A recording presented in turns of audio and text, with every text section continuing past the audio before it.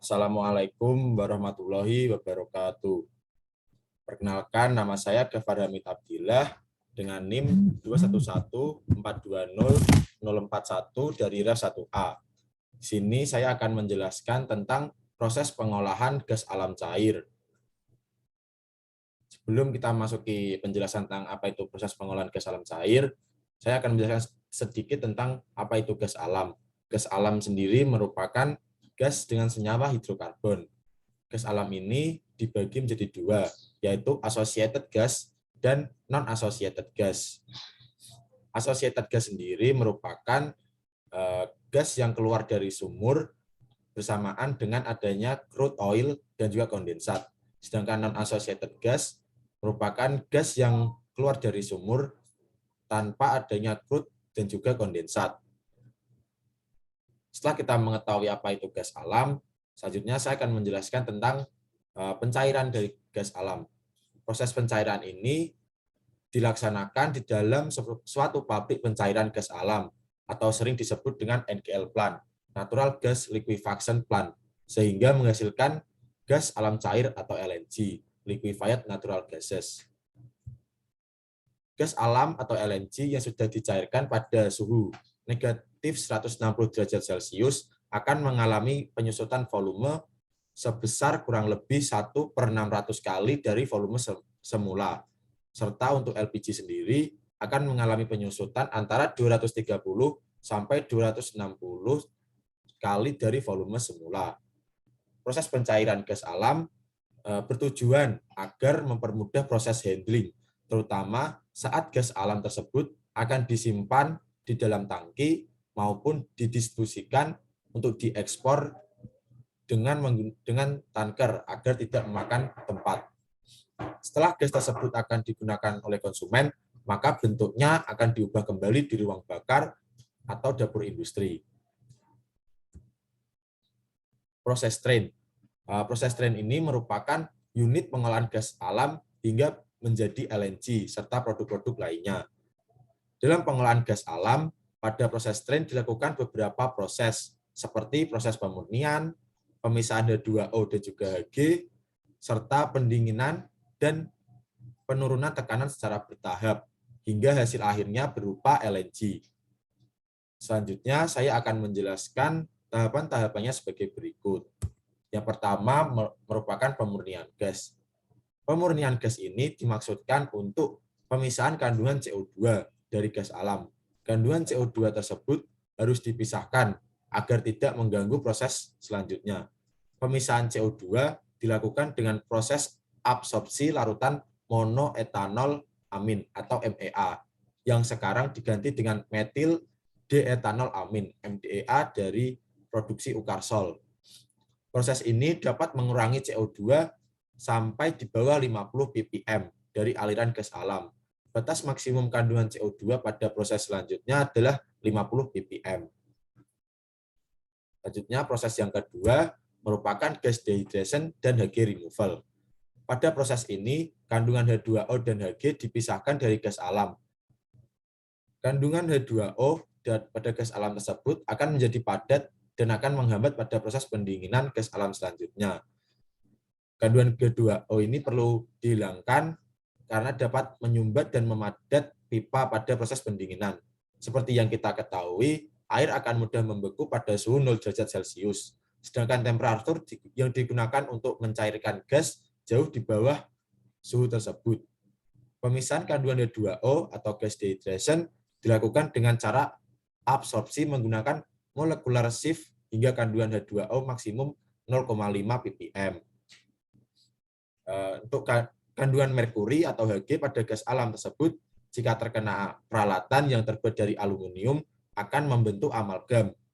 Pemisahan kandungan Hg dilakukan dengan cara absorpsi menggunakan adsorbent bed mercury removal yang berisi sulfur impregnated activated charcoal, di mana merkuri akan bereaksi membentuk senyawa HGS hingga kandungan Hg maksimum 0,1 ppm. Proses selanjutnya merupakan vaksinasi. Selanjutnya, gas akan dipisahkan sesuai dengan komponen penyusunnya pada proses vaksinasi.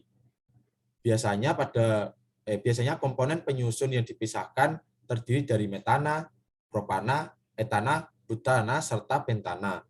Setelah unsur-unsur senyawa tersebut terpisah, maka komponen tersebut akan menuju ke tahap prosesnya masing-masing, yaitu metana akan didinginkan pada MHE hingga membentuk cair, butana dan propana juga akan menuju MHE sebagai pendingin gas yang akan dicairkan. Butana dan propana akan diolah sebagai LPG, sedangkan pentana biasanya akan dijadikan sebagai kondensat dan dikirim ke upstream untuk diolah kembali, sehingga dapat menghasilkan bahan bakar hidrokarbon berat. Proses selanjutnya merupakan pendinginan. Selain penurunan tekanan, proses pencairan gas alam dilakukan dengan menggunakan sistem pendingin bertingkat. Bahan pendingin yang digunakan seperti propan dan multi komponen refrigeran atau MCR. MCR adalah campuran nitrogen, metan, etan, propan, dan juga butan yang digunakan untuk pendinginan akhir dalam proses pembuatan LNG. Biasanya digunakan merupakan siklus pendinginan propan.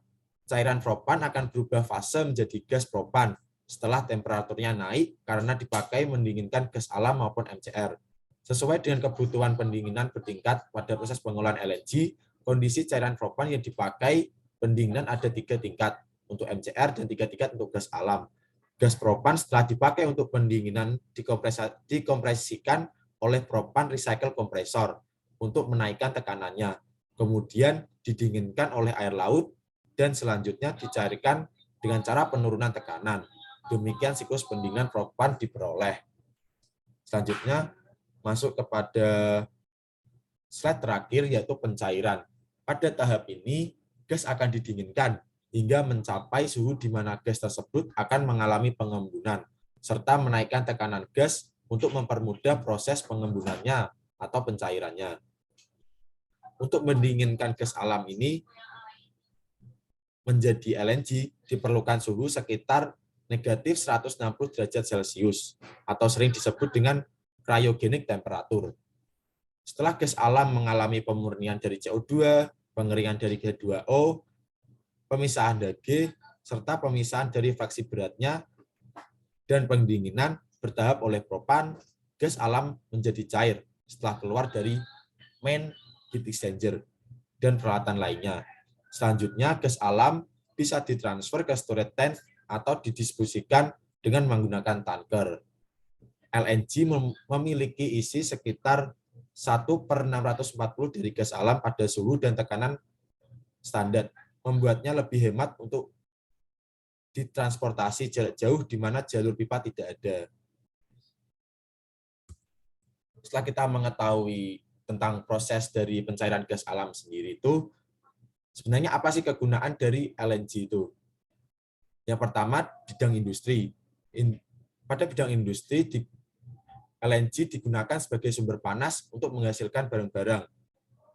Di industri juga menggunakan gas alam sebagai bahan untuk pembuatan pupuk, tinta, plastik, cat, deterjen, dan pencegah serangga, dan lain-lain. Yang kedua, kegunaan domestik. Digunakan sebagai bahan bakar untuk memasak dan pemanas. Di beberapa negara, gas alam disediakan untuk rumah-rumah, disalurkan menggunakan pipa yang digunakan untuk pengering pakaian, pemanas atau pendingin ruangan, pemanas air, bahan bakar kompor atau AC. Yang ketiga, untuk digunakan sebagai listrik. Gas alam juga dapat digunakan untuk menciptakan listrik melalui penggunaan turbin gas dan turbin uap. Pembakaran gas alam lebih bersih daripada minyak dan batu bara, sehingga dapat menghasilkan listrik dengan lebih efisien dan emisi yang lebih rendah. Yang keempat, untuk penggunaan transportasi. Gas alam digunakan sebagai bahan bakar transportasi, mempunyai oktan yang lebih tinggi, lebih bersih daripada bensin dan diesel. Pada tahun 2008 saja, ada 9,6 juta kendaraan yang menggunakan bahan bakar gas alam. Tidak terasa sudah sampai ke penghujung presentasi saya. Terima kasih telah menyimak, dan apabila ada salah kata atau salah penjelasan saya, mohon dikoreksi. Wassalamualaikum warahmatullahi wabarakatuh.